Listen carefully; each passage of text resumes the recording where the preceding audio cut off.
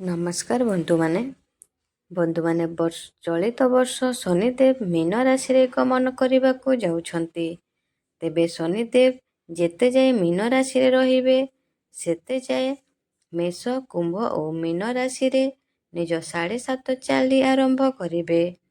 ତେବେ ଏପରି ସମୟରେ ଶନିଦେବଙ୍କର 7.5 ଚାଲିର ପ୍ରଭାବ କିଛି ରାଶି ପାଇଁ ଅତ୍ୟନ୍ତ ସଂଘର୍ଷପୂର୍ଣ୍ଣ ରହିବ।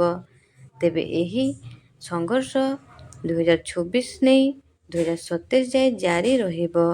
ଆପଣଙ୍କ ଜଣାଇ ରଖୁଛୁ ଯେ ଶନିଦେବ ଆସନ୍ତା 2027 ମସିହା ଜୁନ 3 ତାରିଖ ଯାଏ ମେଷ ରାଶିରେ ପ୍ରବେଶ କରିବେ। ଏହାପରେ ଯାଇ କୁମ୍ଭ ରାଶିର ଜାତକକୁ ସାମାନ୍ୟ ଆଶ୍ୱସ୍ତି ମିଳିପାରେ। ତେବେ ମୀନ ଓ ମେଷ ରାଶି ଉପରେ କିନ୍ତୁ ଏହାର ପ୍ରଭାବ ଜାରି ରହିବ। ଆପଣଙ୍କର ବ୍ୟାପାର ବାଣିଜ୍ୟରେ କିଛି ଲସ୍ ହୋଇପାରେ। ଆପଣଙ୍କର ସମସ୍ୟା ଆହୁରି ବଢ଼ିପାରେ।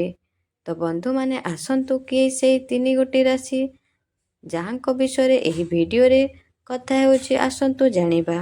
ତା ପୂର୍ବରୁ ଯଦି ଆପଣମାନେ ବି ଶନିଦେବକୁ ମନରୁ ଭକ୍ତି କରୁଥାନ୍ତି କିମ୍ବା ବିଶ୍ୱାସ କରୁଥାନ୍ତି ତେବେ ଭିଡ଼ିଓଟିକୁ ଲାଇକ୍ କରି କମେଣ୍ଟ ବକ୍ସରେ ଜୟ ମା ଲକ୍ଷ୍ମୀ ଜୟ ଜଗନ୍ନାଥ ଅବଶ୍ୟ ଲେଖିଦିଅନ୍ତୁ। ତ ବନ୍ଧୁମାନେ ପ୍ରଥମ ରାଶି ହେଉଛି ମେଷ ରାଶି।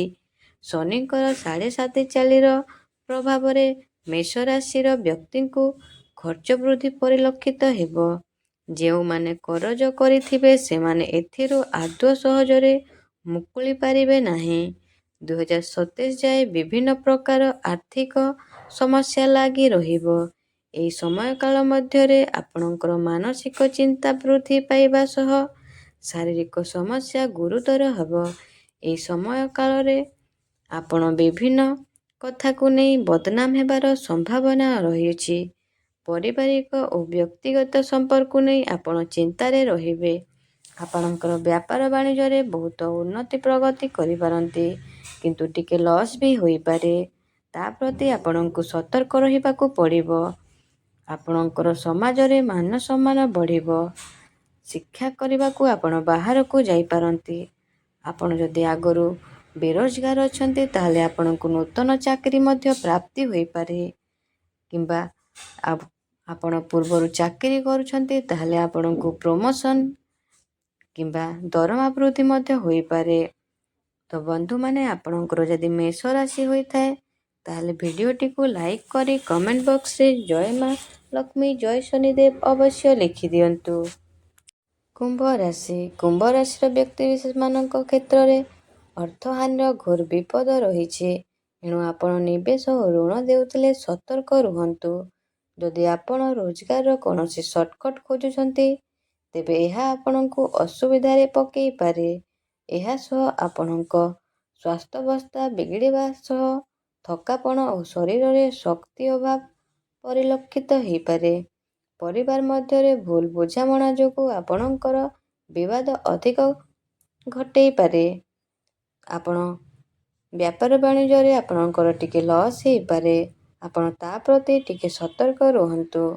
ଆପଣ କୌଣସି ନୂତନ ଜାଗା ବା ଧାର୍ମିକ ଜାଗାକୁ ଭ୍ରମଣ କରିପାରନ୍ତି।